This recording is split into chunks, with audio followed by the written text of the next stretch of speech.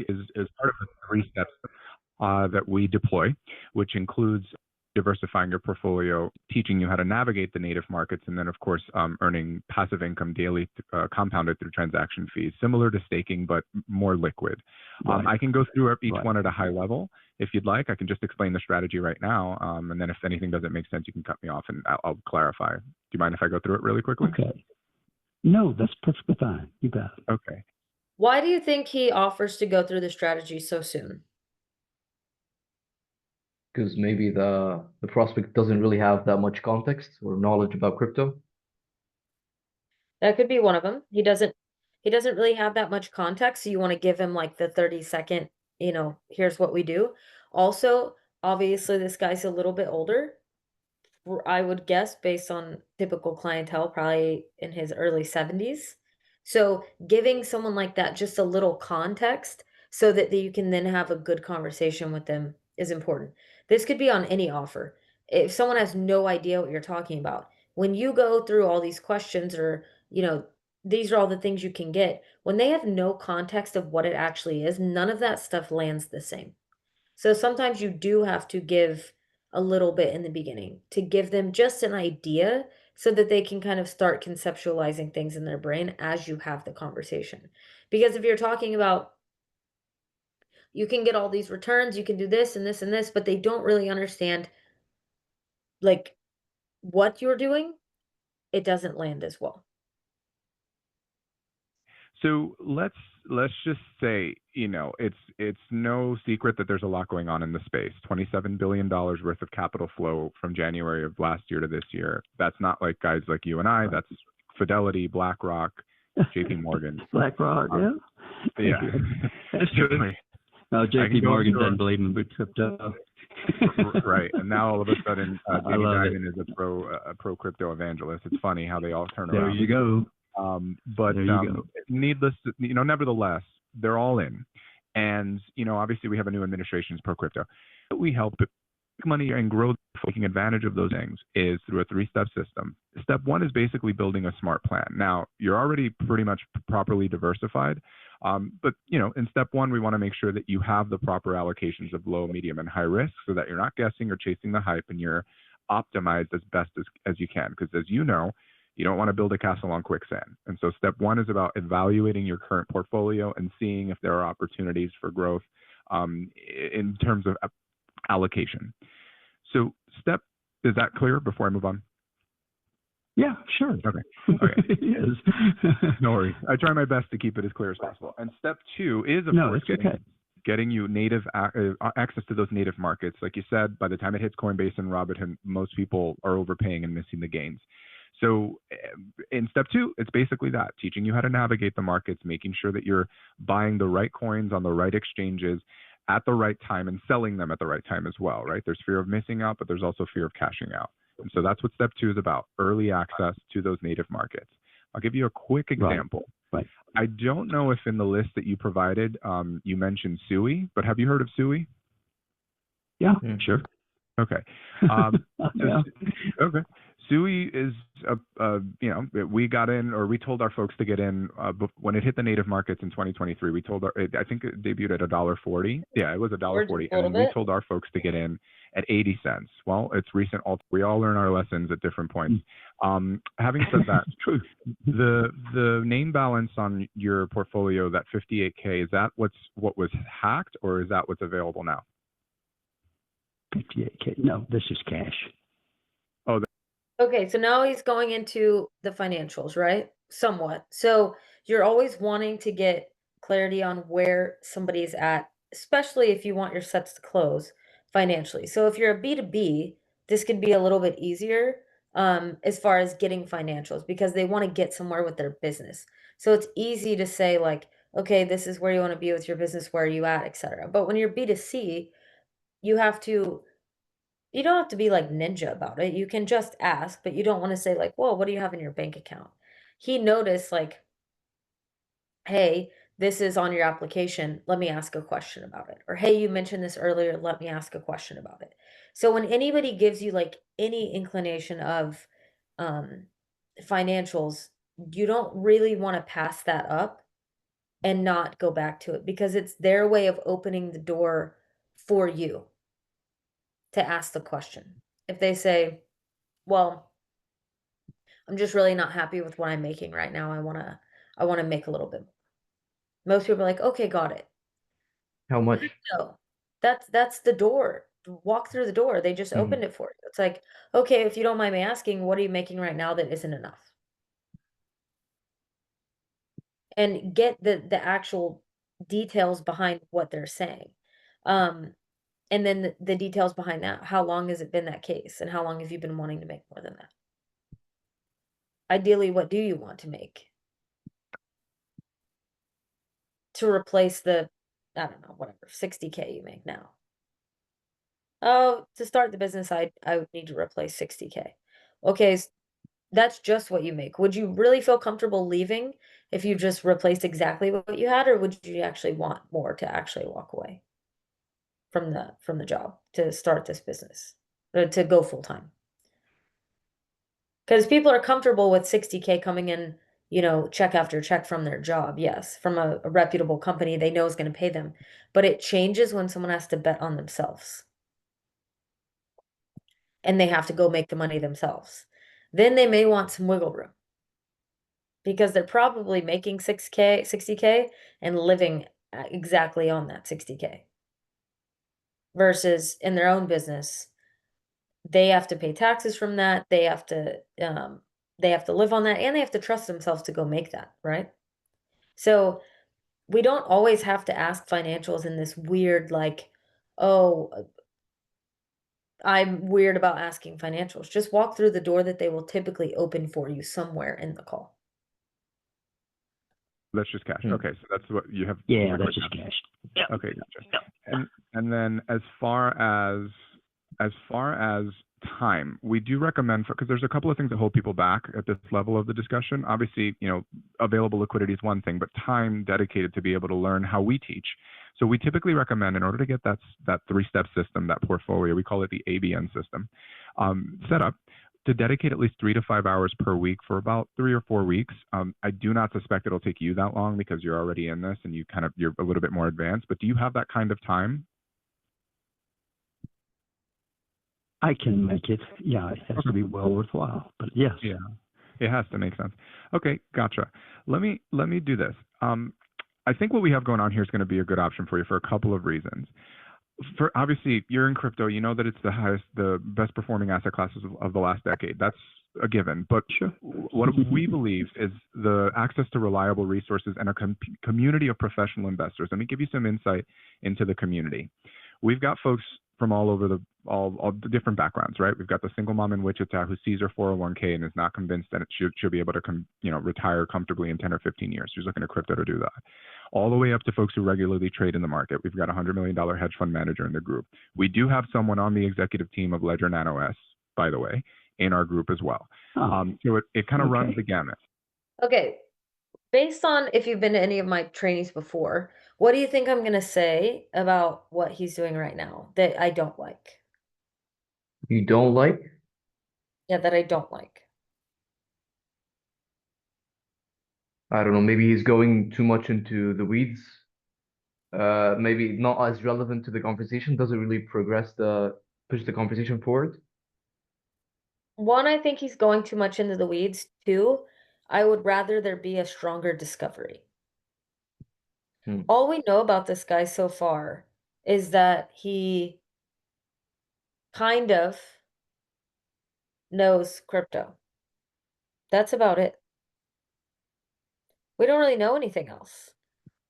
And so for me, I want to know more about, like, why he's potentially looking into this now at this age, right? Like, what is it? And if we don't get those important pieces, this guy's pretty agreeable and probably will move along through the process, but I don't think there's any urgency building happening at this exact moment.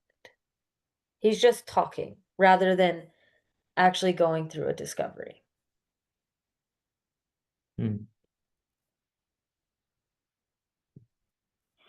what everyone here is motivated by, if you can believe it, is things that are a little bit more altruistic than just stacking a bunch of cash. And so one thing that you said in your application really stood out to me, that you're really looking to, I said you're 78 years old and you're looking, you want to be able to work smarter. You want a more strategic plan to be able to maximize your return. Most of the folks that we work with are 55 years old to 75 years old. We've got a couple of 80-year-olds in here. We have one 90-year-old who, I got to tell you, Tommy, didn't even know how to use Zoom before working with us, and we're super proud of what he's been able to accomplish. Great. And so you're in the right pocket in terms of where you are in your life for the kinds of people that we help. Having said that, there's another step to this. I want to be super transparent with you and see if this is something you'd find valuable and prioritize. We're a global team of 90 employees. We've got 35 experts and analysts that work here full time to vet all of these platforms and opportunities. But within that subgroup, there's a group of experts. These ladies and gentlemen are called membership directors. They get on calls with potential students, Do you see what I'm talking about, though? There's too much talking.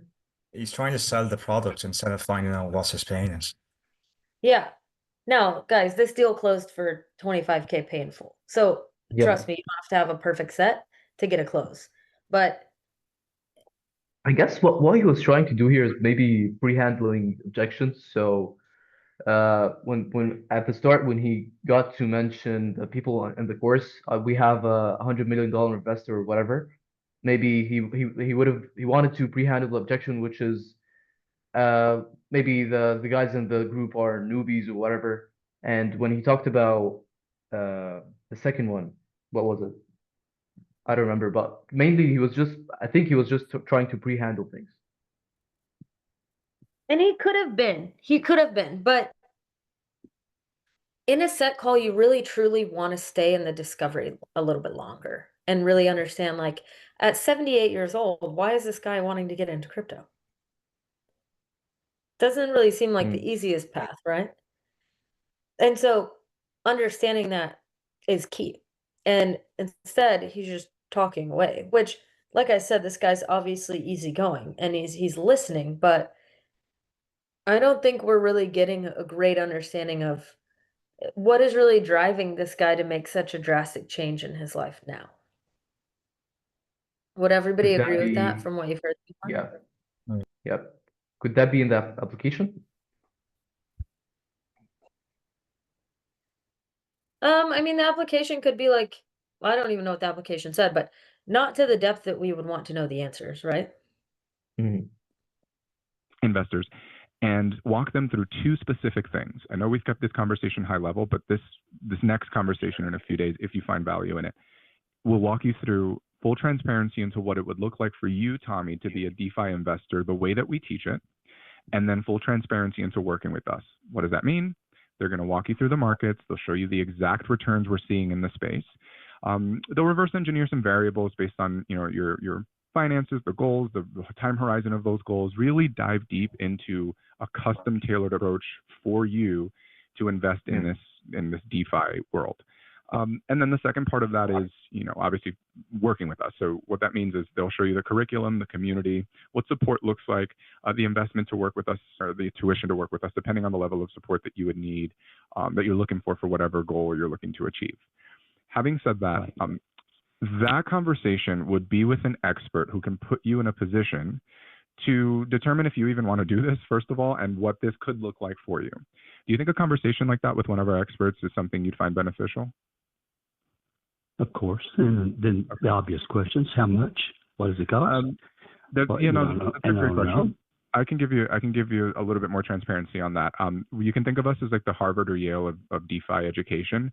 The tuition will be dictated by whatever goal you're looking to achieve in the space. So if you're looking for a bachelor's degree, a master's, a PhD, it's the same kind of thinking. If you're looking to do something like start a crypto project and understand NFT lending and things that are a little bit more complex, obviously that would dictate a higher tuition. For you, I think based on this conversation, you're really just looking to maximize your portfolio and be properly allocated. You may need a level of handholding, but you're not a beginner, and so you don't need the top tier level of support. What do you think he could have done differently there answering that question?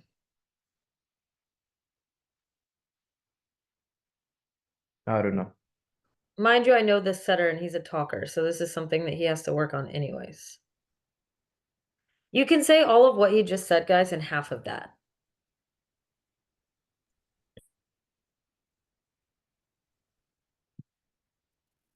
Like when the guy says, well, the magic question, like, how much is it?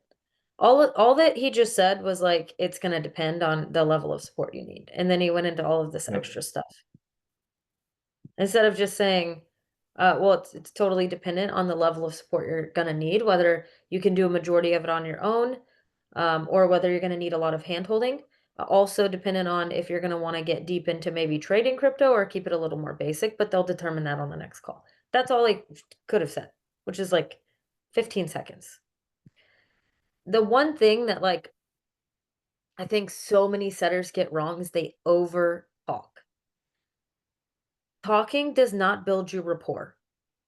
Sharing too much information does not help you.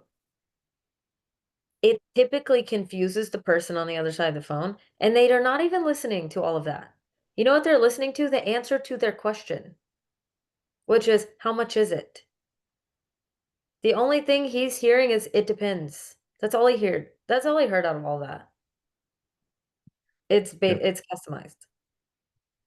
So just say that. It's dependent on how much help you need, hand-holding or doing more on your own, and or what you want to do in the market. Do you want to get into heavy trading of crypto or something a little more basic? That'll be determined on the next call. Like short, sweet, to the point will always, always get you further. Because think about the prospects that are coming to you. Some of them, they know nothing about your industry. Or they know something, but they don't know much about you. And talking just doesn't build this rapport. And so it works on any offer. You could be on fitness, finance, crypto, trading, learning how to play the guitar. Okay, it doesn't matter. When someone says, how much is it? All they want to know is how much it is, and you're not going to tell them. So whether you tell them in 5 words or 25 words is going to have the same impact. Does that make sense? Yes. Always shorten it. If you're listening back to your calls and you're like, oh man, I'm rambling. The prospect's not listening. You've lost them. And it's supposed to be a 15-minute call, right? Not that a set can't be 20 minutes. I'm not saying that, but here we are getting into 30 minutes and that's just a little too long. I would say for you, we have everything from, a DIY solution for a couple grand all the way up to a 6-figure one-on-one with our founder, Tan. I think the conversation with the expert again, it's going to be over the course of an hour. It'll dive deeper into these goals, will determine the best recommendation for you. And then at that point, you can decide, okay, is this something I feel like is a good fit or not? We don't do hard selling here. Okay, he could have stopped there. Hmm. Could have just said that little last part. But yet we've been on this answer for almost 60 seconds. And he's still talking. All right? It's about alignment and fit. I think there's alignment, but obviously the call with the expert will conclude that. Right. Yeah. Well, and in looking at groups, a lot of Do you honestly think that man's answer would have changed at all if Julian had said something different? No, it would have been Nope. the same. Could have been like, yeah, right. All of the fluff, he didn't even hear. All he heard was, it depends. That's all he heard because his question was, how much is it? So when someone asks you a question, think about, they're just looking for that answer. So if someone says, well, explain to me how this works. Some setters are going on a 20-minute rant at that point, when all you need to say is, well, it's pretty simple, and explain it in 3 steps. First, we're gonna explain how your portfolio is built. Second, we're gonna explain how you get early access. Third, we're gonna do whatever we do. Like, he's not looking for the intricate details, and if he is, you can't give it to him anyways. That's for the closer. So do your best to answer somebody's question in as few words as possible, because they're not hearing the rambling anyways. times, you get a group, you get an expert at the top, and what you get coming down the chain is not anywhere close. And so if the community, it's a community that is sharing information, and you have many minds working on much of the same thing, but at different levels, then they can come up with the things that really make sense and will make money in the long run. So I'm hoping that's what you're saying. If it's dependent upon one person who's, quote, expert, it's touch and go.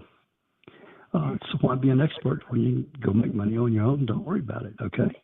So there has to be other things in the organization, the community, that really benefit, no matter who it is, will have a benefit to it to work with them, okay?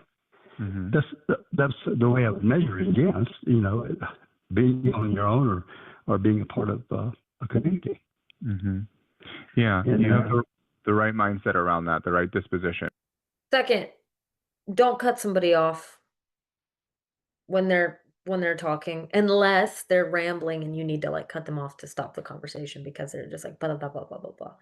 But when they're talking, most people will give you information that you want. But most of the setters cut them off. Like, oh, because we want to talk more than we want to listen. Is something I would seriously challenge every one of you with, is listening more than you talk. If you look back at your transcript on whatever CRM you have, it tells you your split of you talking and them talking. It should not be you 70% and the prospect 30. Ideally, you want it to be the other way. Now that can be hard to get sometimes when prospects are like not talkers and they're very short. But you don't want to be the one constantly talking, because a set call is about them, not you. And because we believe that a rising tide raises all boats, and that's why we have these initial conversations with folks to see if there's philosophical alignment. All of the other things aside, between goals and time horizon and all that, but it sounds like there is alignment. So why don't we do this? Let's look at the calendar. Okay. So the rest of that call is probably a lot of booking and this and that. But overall, the key takeaways would be listen more than you talk. And at the end of the day, we still don't, it's a fancy word, don't use it. Don't know. Fancy does not make you better, ever. Yeah. And we still like don't know much about that guy, and we're about to book him on the closer's calendar. However, like I said, that was a massive deal, paid in full. That guy just dropped 25 grand like it was nothing. But that was not like a good set. So sets can close even when they're not good. And that happens a lot. And so a lot of times I'll get pushback from my setters, but it closed. Okay, cool. That doesn't mean it was a good call. That just means that you got lucky and that prospect wanted to buy. But you didn't do anything as the setter to make it a good call. And that's something that I would really challenge you with if you want to be a great setter, is don't worry about whether it closes or not. Was it a good call is what you need to base your training off of. And a good set is very simple and not that complicated. One, the person comes in and you're the first look that they've gotten from that company typically. And your job as a setter is to not only uphold the standard of the company, but also move them along in the process. Meaning they may come in thinking, yeah, this sounds good. I wonder what it is. And your job is to move them through the process to think like, this could be a good option for me based on the conversation that I just had. And telling them the what. And then the how is done by the closer or whatever you call them in your offer specifically. But I've told a couple people this before. Think about, you're at a table, the prospect is on the other side of the table at first, and you want to bring them to your side of the table, meaning that they believe that this could solve their problem. They don't have to know it could solve their problem.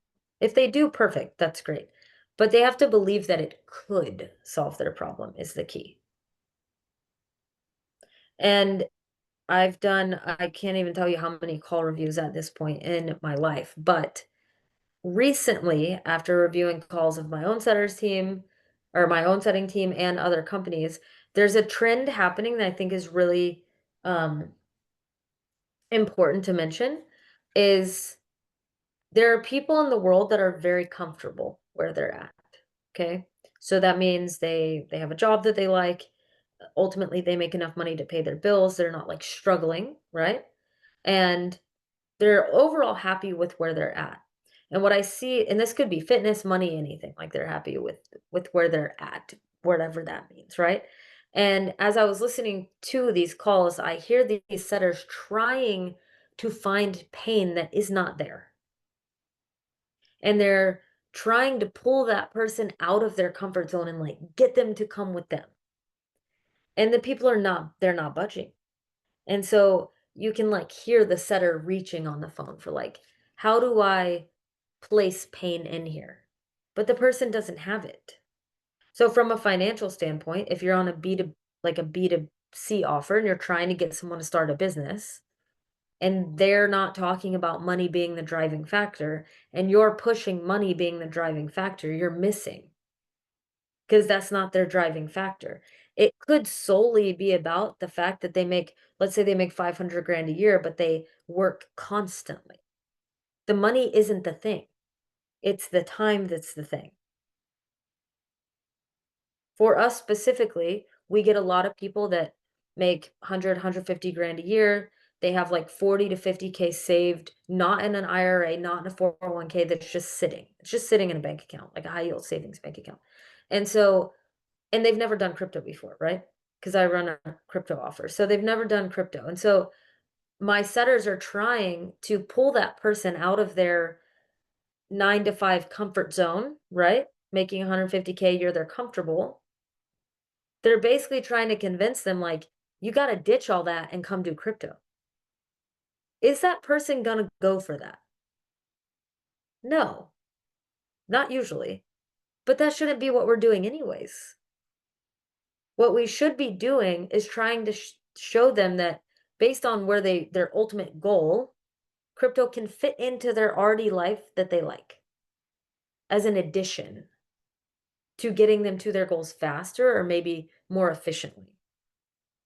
Not you have to quit your job and throw in every investment you have from your stocks to crypto. That's not the point. So setters are trying to make like a drastic shift in somebody rather than trying to put an opportunity into that person's life that they're already very comfortable in. And that can happen on any type of offer. That could happen on a fitness offer where you're saying like you have to go from never working out ever again and never tracking anything you eat to having this insane schedule and having a food scale. Do you see how drastic that is for somebody in their brain to conceptualize moving to? So of course they say no. They're like, no, I don't think I can do this.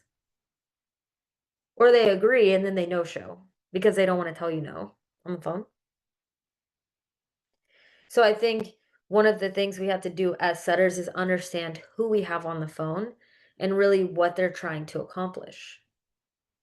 And if you don't do a discovery and you don't understand where they're at right now, we cannot make what we have fit into their life because we don't understand their life because we didn't ask any questions.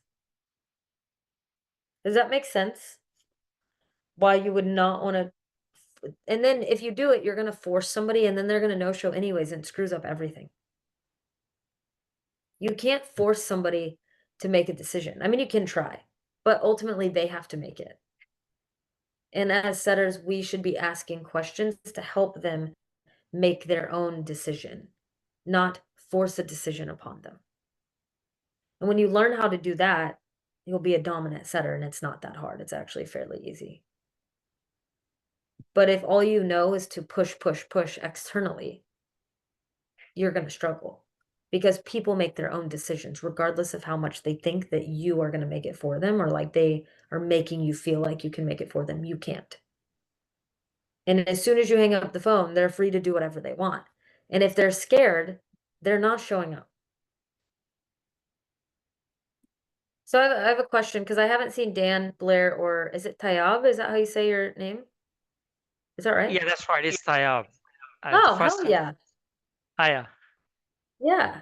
Are you on an offer? Are you new to the space? Give me like a 30-second. Yeah, sure. I'm actually very, very new to this space, even though I've been like going from one offer to another since January. However, I haven't had like a good offer where, I could do something.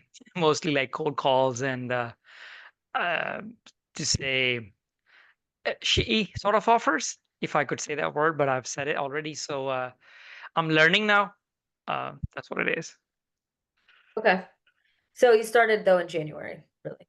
Yes, ma'am. That's right. Okay, cool. Blair, what about you? I'm like pretty brand spanking new to this space. I've been like a part of a few like setter communities for like I don't know, maybe like 2 weeks now. Just getting those mocks in, learning as much as I can. Probably about 2 years ago, I was like a part of remote closing academy for like a few weeks, but Mm, nothing too much. And then I was looking to get back into the space quite recently. So yeah, very, very new to it. sweet. Sounds good. What about you, Dan? Yeah, it's been a couple years for me, top of 2023. And then I've been with my current Okay. offer for over a year and a half. So super great company, great offer, just looking to level up, whether that's closing management, otherwise. Okay. So you're Yeah. setting on that offer now? Setting, yeah. Yeah. What offer is it? It's profitable tradie, so it's business coaching for contractors. Business coaching for contractors. Sweet. Okay. Um, that's cool. What is interesting about this industry is that there's like offers like that I mean, I know they're out there, but you don't really think about them Yeah, until they're like in front of you. But it's super cool that there's so much variety. totally. I don't know your name. It just says Comer B. Is that your last name? Yeah, that's it. That is my surname. That's correct. Oh, what's your first name? Brian. Brian. Okay, cool. I Uh, just want to make sure that. Are you on an offer currently?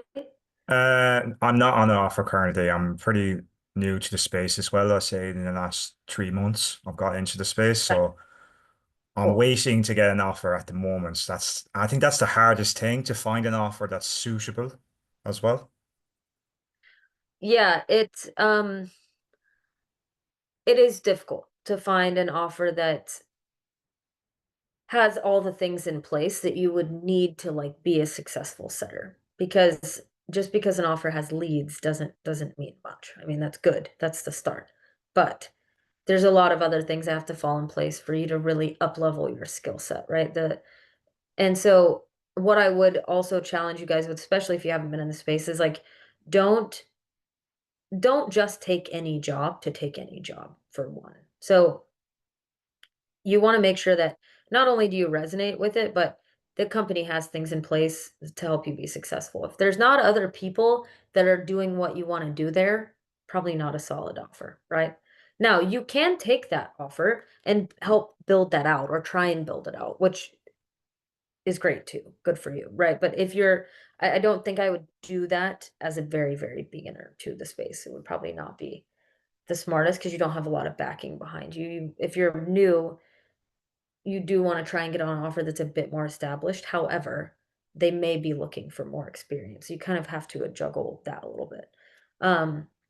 But then you have a situation like Dan, who's been there for a year and a half, which is great.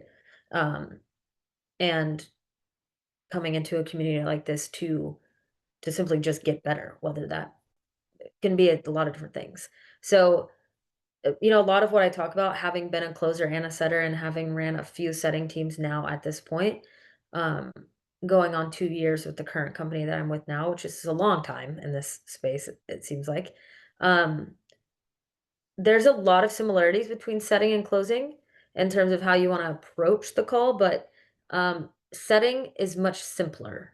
And the sweet spot of a set is learning about somebody just enough to where you know for sure that they know they want to make a change and that you have that one reason why they would do so. And money is not it, to burst your bubble. Money is the driving factor behind it, but it's not the it. So Now, B2B could be a bit different, right? That money might be it slightly more than B2C. But setting comes down to, do they know and want to make a change? Okay, so I always use this analogy. I don't know how people feel about guns, and this is not supposed to be a gun control conversation here, but it's the first one that comes to my head being from Texas and growing up around guns. Is like, do you want to learn about the gun or shoot the gun? Okay, there's learning how it works and understanding the mechanics, and then there's using it, meaning like going to the gun range and like actually shooting targets, stuff like that. So that's the two types of prospects we have. You have learners and you have doers. And you should be able to identify who you have on the other side of the phone, because that will tell you what kind of set you need to run and if they're bookable or not. So if someone's asking a lot of questions, that's good. But a key of having a learner on the other side of the phone is them telling you that. Well, yeah, I always want to learn new things, new skill sets, and up level. And you're like, red flag, red flag. That's a learner. Now, doesn't mean that they're not also a doer, but you need to dig in on that. Because you can want to learn all day. It's like the people that go to college their whole life, but they never get a job. You can learn all day, but are you going to go use it? And I wouldn't want, like I tell all of my setters, don't be afraid to ask. So if someone's like, yeah, I love to learn. Yeah, I just always want to learn new things. Yeah, I'd love to learn how to utilize crypto and make more money. Yeah, I'd love to learn how the process is done. Instead of taking that as an answer, I always tell them to go a step further. It's like, okay, Abdul, I totally understand that you want to learn what we do in crypto, how you can use DeFi to do this, but do you actually want to get into the space and like take action and put some money into the market? Like, just ask. So Dan, for you, if it's business coaching for contractors, they may want to learn advertising. I don't know if that's something you'll help them with. Advertising for how to maybe grow their business or something, right? And they're like, yeah, I want to learn like what's available to me as a contractor to like up level my business. Okay, cool. How long have you been looking into this? The longer they say they've been looking into it, the bigger the red flag should come up, because they haven't done anything yet. And people are like, oh, but they've been looking into it forever, that's good. And I'm like, that's not good. I mean, it is good, but not really, unless you dissect why they've been looking into it for a year and haven't done anything yet. So that's why a discovery is important, because when you say, well, how long have you been looking into it? I've been looking into some different advertising strategies for like 6 months, a year. Okay, cool. Brian, like, don't use the word pulled the trigger, but that's what comes to my mind. Have you decided to move forward with any of them? No, not yet. Okay, cool. What do you feel like has stopped you from doing so? I want to know what's stopping them. And they could say, well, I just haven't really found the right one for me. Okay, what are you going to need to see to determine which one is the right one? Like, what are you looking for that's going to show you that?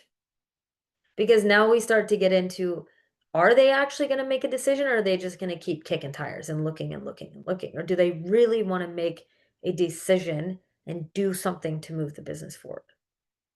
And that's in every industry. There's always people that are lookers and learners, but not doers.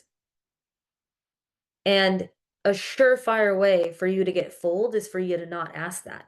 And then all of a sudden you're like, oh my God, I thought that was the best set, but they no-showed. Guaranteed that there's a clue in there that they're not really action takers. And so I want my team asking that to flush that objection out. Because all you do when you don't do that is you put them on the closer's calendar, they take up a slot, they no-show, and everybody's screwed because of it. Your show rate takes a hit. There's one less calendar slot open for not only ads calls, but setters to set there. So your job as a setter is to determine what their issue is, if they want to fix it, why they want to fix it, why now, at least, and are they actually going to do it, or do they just want to learn about it? And obviously if they're financially qualified, but that is easily. So if you don't have those boxes checked, you've missed something. A set call doesn't have to be some long, drawn out, complicated thing if you just ask the direct questions.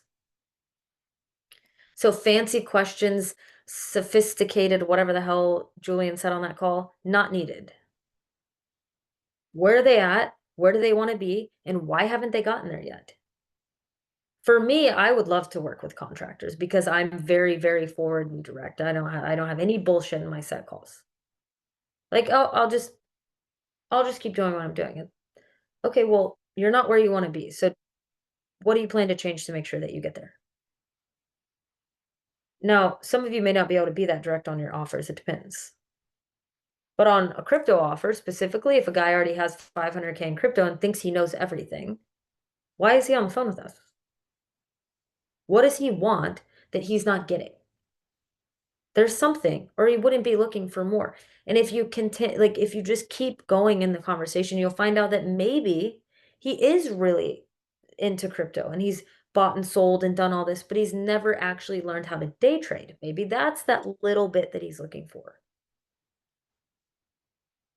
So what we want to try and do is like find the little problem and then expand it, because there's an expansion there if you know how to do it. But if you can't pinpoint the little problem first, it'll be really hard to ever try and expand it. And the problem doesn't always have to be a pain. It could be them missing out on an opportunity that they don't know how to achieve. That could be the little problem. So don't go searching for a pain they don't have. Maybe it's an opportunity they don't know how to reach. Maybe that's the pain. And you have to be able to distinguish what's happening. Does that make sense? If you're just starting, all of that will be a lot to do. If you've been setting for a while, probably like Dan, those are a little bit more nuanced things that you can start paying attention to. But in my opinion, the fastest way to get good is to pay attention. Pay attention on the call. And really learn about the little things that move the needle this much instead of worrying about all these things that move the needle this much. Doesn't matter. If you have problems with focus and attention, is there anything that you would suggest to improve on it? Well, one thing that I hear a lot in calls is like, to be honest, I just don't think setters are listening. They're on the phone, but they're not listening. And they're hearing what the person says, but they're not actually actively listening. So what I did, because I like a little bit of scatterbrained and I'm like, walking around my house on a set call, is I would have like little like cues for myself, like the angel and the devil on the shoulder. I was like a green flag, red flag game that I had to make with myself to get myself to focus. And I would have like checkpoints within my call. So in the very beginning, my first checkpoint was like, how do they answer the phone? What kind of tonality do they have?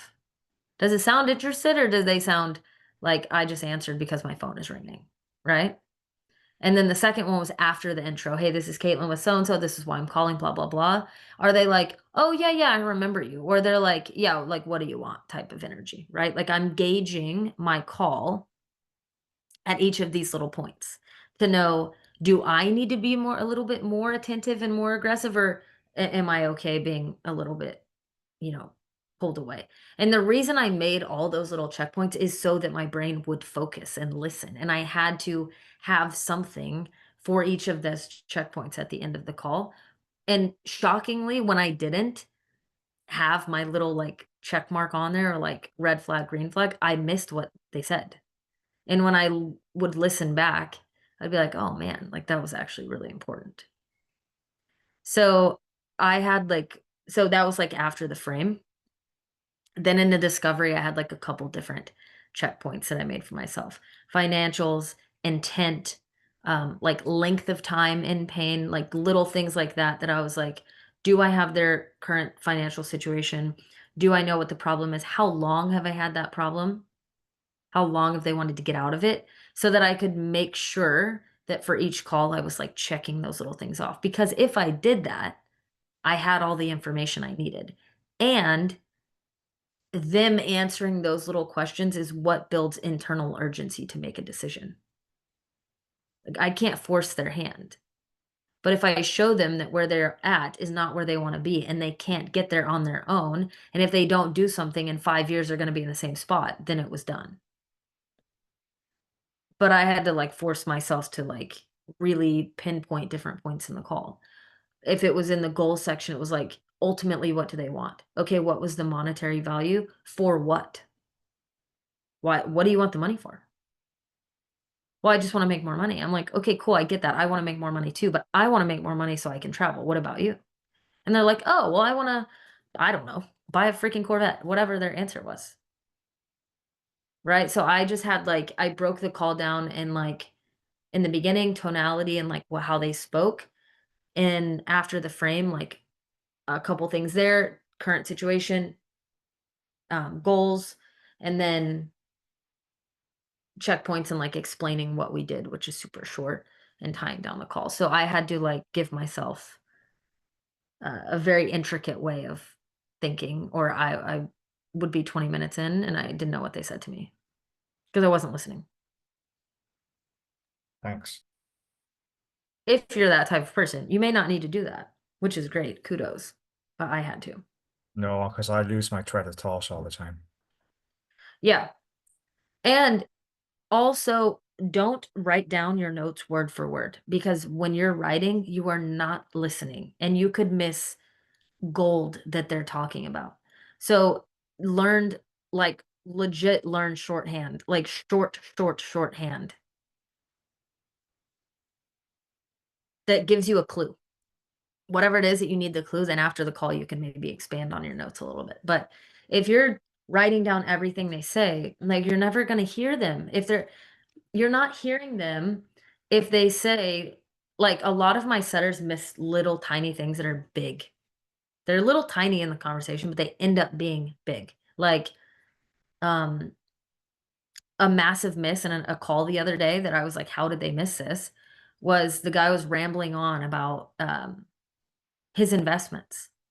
And then in the middle of it, he's like very just subtly, he's like, yeah, but to be honest, I don't trust technology, and moves on.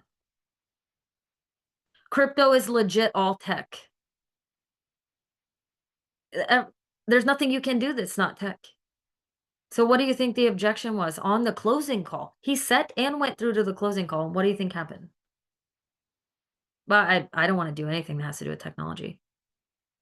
And it was over. The guy wasn't budging.